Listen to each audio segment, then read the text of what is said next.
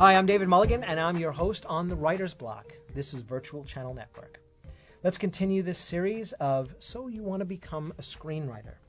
Now, one of the things that I really want to spend a little bit of time on is collaboration. I have met a lot of screenwriters, especially new screenwriters, and some of them even have really great work. But one of the things that a lonely screenwriter has a very difficult time obtaining is the ability to work with somebody else. Writing is a lonely affair to a certain extent. You have to be alone. You have to be a little introspective. You have to be kind of in your thoughts, in your imagination, and you kind of just block everything out. And that is a safe place for a lot of writers, me included. However, no matter how good your work is, if you want to see your stuff on screen, you're going to have the ability to work with other people. And it's not easy. It's not easy at all. One of the things that you're going to come up against is terrible notes. If you are a new screenwriter and you've never written a screenplay before, you probably don't know what coverage is.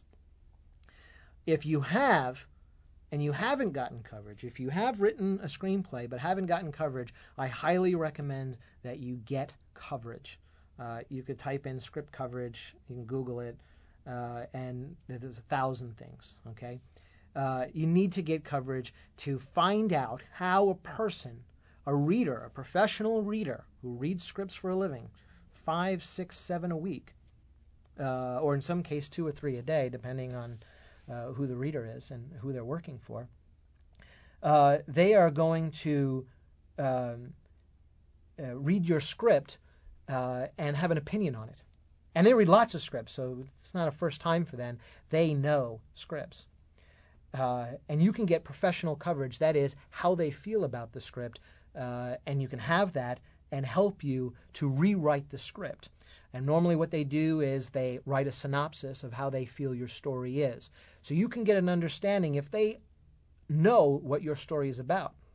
They might miss the mark if what your story is not on the page but in your head.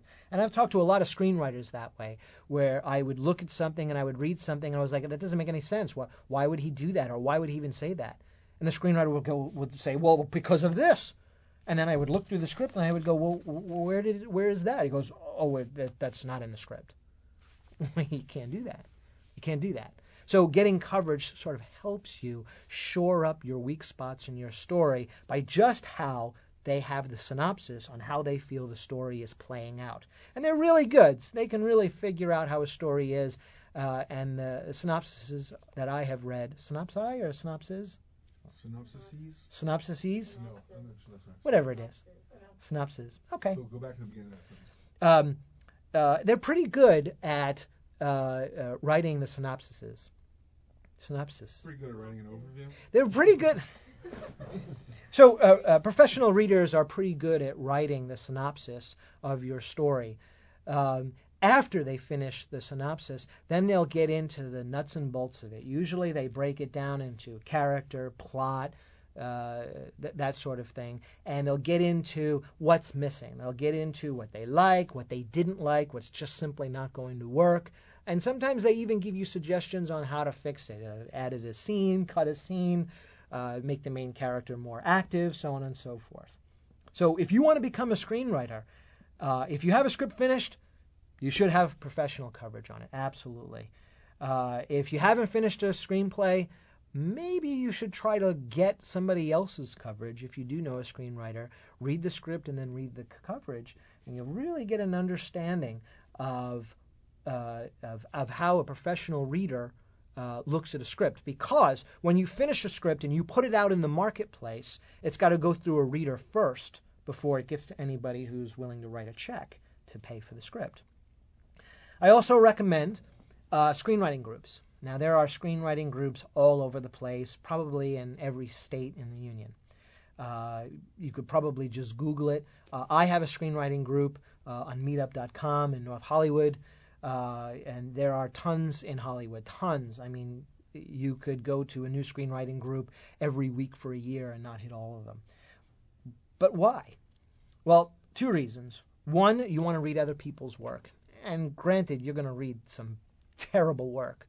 But you're also going to be able to get your work read by 6 or 7 strangers for free, which is pretty good. And you also get into the kind of the vibe of screenwriting and other screenwriters. These are your people. A lot of screenwriters, myself included, don't do really great in, big groups of people and stuff like that, But with screenwriters, I'm in my element. I feel pretty comfortable. And you should too. And you should get out there and you should go to a screenwriting group. So definitely think about a screenwriting group or start one on your own because that's going to help your writing tremendously and help you as a writer. Please join me next time when we get into representation and pitch festivals. My name is David Mulligan, and this is the Writer's Block with Virtual Channel Network. See you next time.